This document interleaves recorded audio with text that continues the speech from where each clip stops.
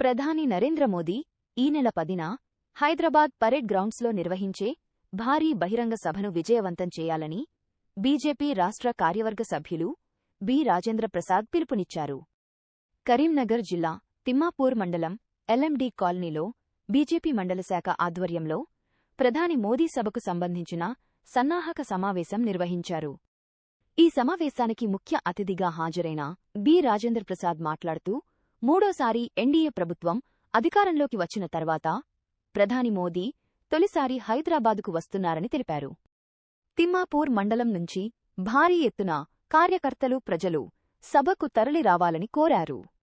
ప్రధాని సభను విజయవంతం చేయాల్సిన బాధ్యత ప్రతి కార్యకర్తపై ఉందన్నారు. కరీంనగర్ జిల్లా నుంచి అత్యధిక సంఖ్యలో జన సమీకరణ చేయాలని పార్టీ లక్ష్యంగా పెట్టుకుందని తెలిపారు.